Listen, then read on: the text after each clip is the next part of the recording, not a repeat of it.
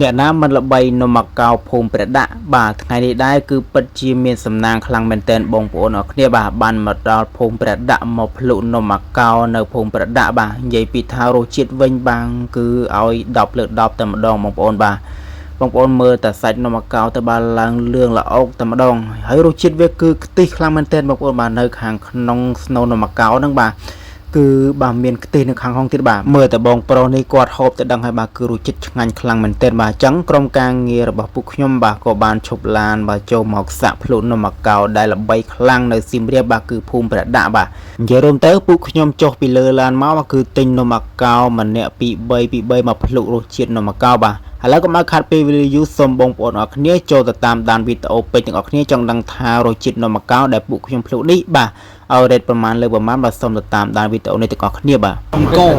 ទេដើម្បីលាងអង្គស្ករឆ្នោតទៀតដើម្បីលាងមានរសជាតិផ្អែមហូបអីដែរទេជើងវាមានដើម្បីនិយាយជាកៅជាសាច់ដូងដាក់ដើម្បីមានរសជាតិឈ្ងុយឈ្ងុយលោកអីមែនមិនដែររសជាតិឆ្ងាញ់អត់ឆ្ងាញ់ឲ្យរ៉េតម៉ាស់លើម៉ាស់ 99.9% ចុំឲ្យច្រើនទៀតឆ្ងាញ់មកឆ្ងាញ់មកឆ្ងាញ់អត់ឆ្ងាញ់ឆ្ងាញ់ឲ្យរ៉េតម៉ាស់បងរ៉េតម៉ាស់ណាឲ្យបន្ទុកម៉ាស់ឲ្យបន្ទុកម៉ាស់លើម៉ាស់50លើ 50លើកៅមេចុងភៅគាត់ឲ្យបន្ទុកបណ្ដោយមេចុងភៅចង់បានយកមកពីមេចុងភៅឲ្យបន្ទុកបានទេคุณជាប៉ុណ្ណឹងមិនដែរទូយកបានដែរមេចុងភៅផ្កាយ5ទៀតបន្ទាប់ពីពួកគាត់បានភ្លុករសជាតិនំអាកោនេះហើយបាទគឺពួកគាត់ពិតជាឲ្យបន្ទុកបាទគឺ10 លើក 10តែម្ដងបងប្អូនអរគ្នាបាទគឺពួកគាត់ពេញចិត្តជាមួយនឹងរសជាតិនំអាកោនៅភូមិព្រះដាក់នេះណាបងប្អូនអរគ្នាបាទយល់ទៅមើលតែសកម្មភាពបងប្អូនបាទពួកខ្ញុំទៅបាទគឺគាត់ញញឹមបាទប្រព្រឹត្តប្រព្រៃបាទក្នុងការភ្លុកនំអាកោនេះបាទគឺគាត់ពេញចិត្តនំអាកោនេះខ្លាំងមែនទែនបាទបាទ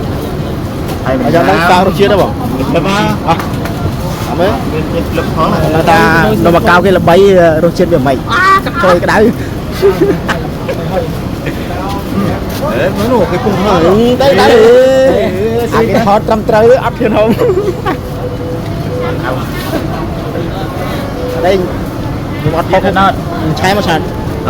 sạch viên tuần em ngồi mỗi tay mà sạch viên em ngồi nhanh rõ nhà vào mai có thọc mai rồi đấy bông ơn cao cao nó phun thịt đạn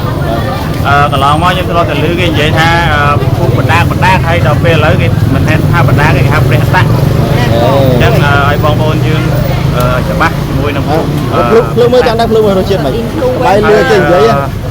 ok rồi chuyện tám chuyện hậu tân ui đừng để đi không ai cho mày rồi trên mày đây